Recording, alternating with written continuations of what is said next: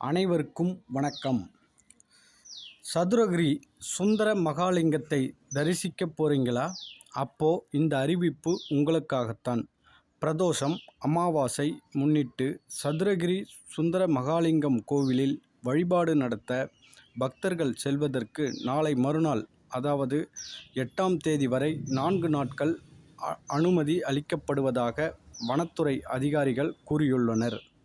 மேற்கு தொடர்ச்சி மலையில் அமைந்துள்ள சதுரகிரி சுந்தர சந்தன மகாலிங்கம் கோவிலுக்கு மாதந்தோறும் அமாவாசை, பௌர்ணமி நாட்களில் பக்தர்கள் வழிபாடு நடத்த 4 நாட்கள் அனுமதி வழங்கப்பட்டு வருகிறது.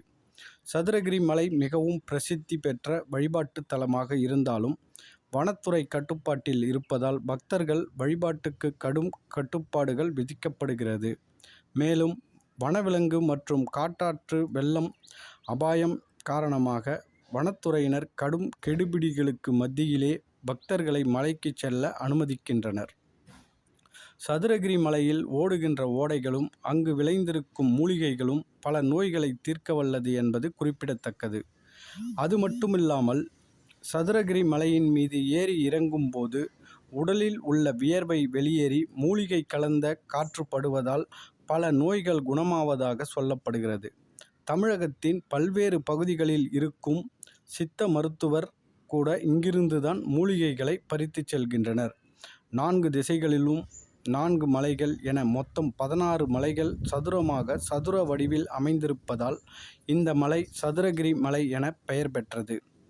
இந்த கோயிலில் ஆடி அமாவாசை உள்ளிட்ட முக்கிய விரத தினங்கள், சித்ரா பௌர்ணமி, மார்கழி முதல் நாள் ஆகியவற்றில் பக்தர்கள் வழிபட அதிக அளவில் திரள்வது வழக்கம். கடந்த காலங்களில் இரவு நேரங்களில் சதுரகிரியில் பக்தர்கள் தங்கி வழிபாடு நடத்த அனுமதி வழங்கப்பட்ட நிலையில் தற்போது அதற்கு சில கட்டுப்பாடுகள் விதிக்கப்பட்டிருக்கின்றது. பக்தர்கள் பாதுகாப்பு கருதியே இந்த நடவடிக்கை எடுக்கப்படுவதாக வனத்துறை அதிகாரிகள் கூறியுள்ளனர்.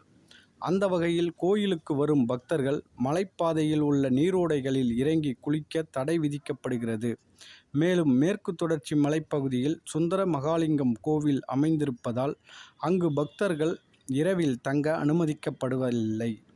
மேலும் பக்தர்கள் அனுமதிக்கப்படும் நாட்களில் திடீரென காற்றாற்று வெள்ளம் அதிகமாகி பக்தர்கள் செல்ல அனுமதி மறுக்கப்படும் சம்பவமும் நடைபெறுகின்றது.